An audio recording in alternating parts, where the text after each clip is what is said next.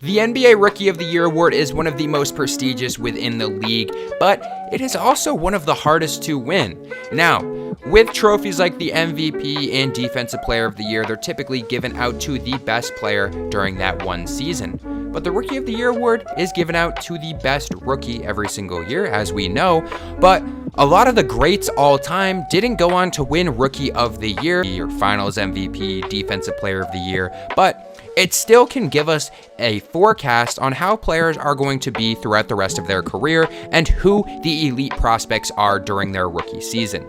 Now, if we look back, guys previously who just won, like Victor Wembanyama, we have guys who maybe faded out towards the end of their career. Guys like Tyreke Evans or Brandon Roy, who I've covered on this channel as well. If you haven't gone and checked out those videos, I do have a video about both of those guys as well. But today we're going to be talking about the 2025 NBA Rookie of the Year. Now, who is going to win the Rookie of the Year? Let's look into the stats. There is still a good amount of time left in the season, but it seems like one candidate is actually taking over the race for the rest of the season, and it may be a guy that I did mention in my Rookie of the Year video before. So let's dive into the stats and see who the Rookie of the Year should be as of right now, and give a prediction on who I think it will be at the end of the season.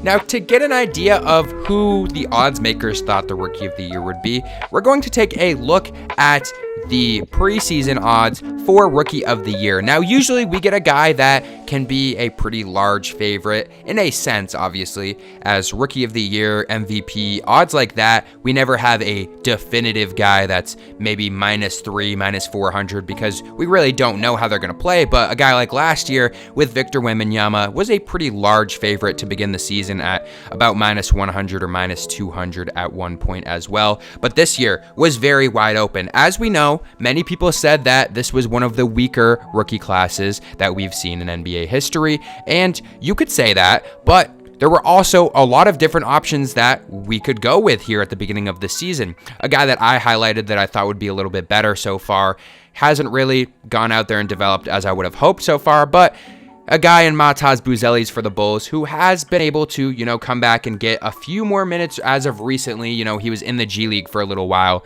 I did make a video and he was my prediction to win Rookie of the Year, but so far it hasn't been great for him. But like I said, he's come out recently. He's put up double digits in 4 out of his last 5 games. He's been getting minutes. So he is starting to work his way back up. I still think he could be a solid player in the league.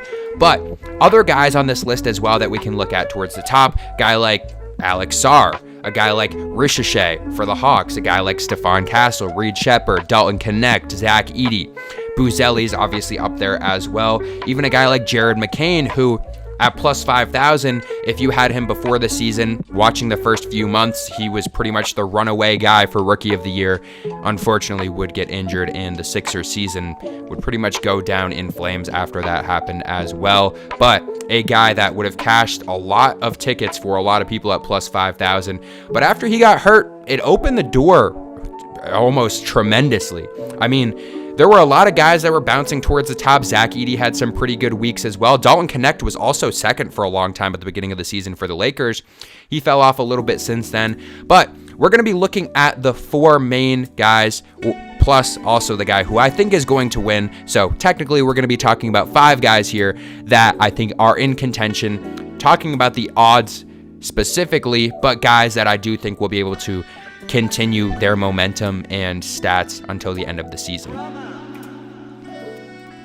And when I bring up stats, that's not the end-all be-all. As we all know, stats are what we can look at in basketball and almost any single sport you want to look at, and that's where we can make an argument, but there's also other things that we have to look at here. Yes, we can look at points per game, rebounds per game, assist, free throw percentage, defense, VORP, whatever you want to look at, but at the end of the day, there's also things that we can't necessarily put on paper that these players are going to bring to their teams this season.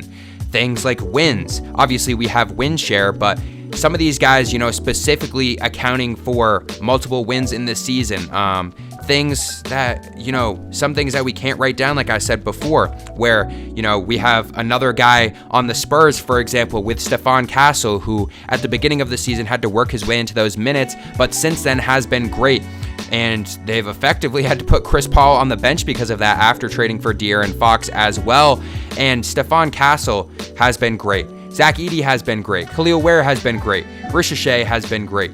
Jalen Wells has been great. These are the 5 guys who are really in contention when we look at the odds, and also who I think are going to be able to keep up that momentum towards the end of the season.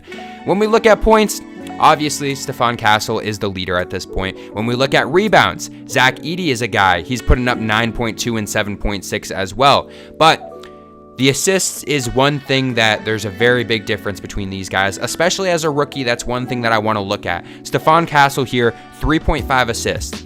Most rookies don't average that many assists if they're in the Rookie of the Year odds. And as we can see right here, all of these guys, no one is over 2 besides Stephon Castle, who's at 3.5. The next closest guy is Jalen Wells at 1.6. And they're very close in the scoring department and the rebounds, but those assist numbers are very different. Obviously playing with Wemby, playing with Chris Paul, playing with a bunch of great guys over in San Antonio. Not good enough to go to the playoffs this season. Things might change, but after that Victor injury, which I do think will account into this, but he's been a great passer as well. When we look at defensive impact as well, we can look at a guy like Zach Edey or a guy like Kel'el Ware, who are putting up over a block per game, also getting about a half a steal per game as well, both doing very well defensively. When we look at VORP, Zach Edey the leader there as well. And also, I mean, when we're looking at the stats, Zach Edey could be a guy that you could point out. Yes, he's plus 1,000 at the beginning of the season. At this point, he's about plus 1,500. Do I think he'll be able to catch up? No, not necessarily. Because of the team that he's on, you know, the Grizzlies have been great this year overall. A guy like Jaren Jackson as well has been able to hold it down defensively. I do think when I look at the stats right now, it is pretty obvious to say that Stephon Castle at minus 195 is going to win the Rookie of the Year. But I do want to bring in the fact that with Victor Wembanyama hurt, I do think Stephon Castle is going to be able to go out there and get more done. But this could also mean that maybe he starts to struggle a little bit. As a rookie, like I said before with those assists, a lot of times these guys are going to organizations that aren't that great, and they're forced into a position right away where they have to go out and get things done. A guy like Kel'el Ware is on the Heat this year, and, you know, they haven't been the best team, especially after losing Jimmy Butler. They've been able to stay afloat, as we know they do every single year, but he hasn't been able to go out there and put up, 10, 15 shots per game. He's been able to go out there and get things done in his own way, and that's why he's been so great this year, because he doesn't need to go out there and be this fantastic scorer. Yes, 8.5 points per game for a rookie is pretty good, but he's only playing 20 minutes. He's not going out there shooting the lights out every single day. I mean, he has been great, and I don't want to take anything away from him, but comparing him to another guy on this list like Zach Ricochet, who's had to go into Atlanta, a not great team next to Trae Young, and he's had to go out there and put a lot of shots up, because that's what happens when you're a bad rookie. You go to a team that really needs you right away. A guy like Alex Sarr as well, who's over in Washington, who really needs to go put up a bunch of shots per game, and that's why they were in the position to get him in the first place, because they weren't that great. I do think Stephon Castle is going to win Rookie of the Year, and I don't think that's a hot take at this point. I mean, he's been great all season, and with Victor going out, I do think it's going to help him more than hurt him. He may struggle a little bit, but I don't really think it's going to hurt them too much. De'Aaron Fox and Chris Paul also over there in the guard rotation. I think they're going to be just fine. I do think they're obviously going to miss out at the playoffs at this point with Victor Wembanyama out for the rest of the season, but I do think that they're brewing something special over there with Stephon Castle, and he has been great.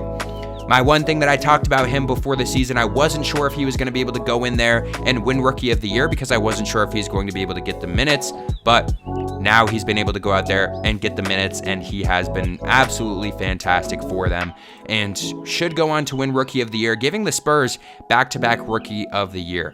Let me know down below who you guys think is going to win Rookie of the Year. Maybe it's not Stephon Castle. Maybe you think someone's going to be able to come out here in these final games, last about 20 to 30 games, and go get something done. Let me know who you think it's going to be, and I'll see you guys in the next video.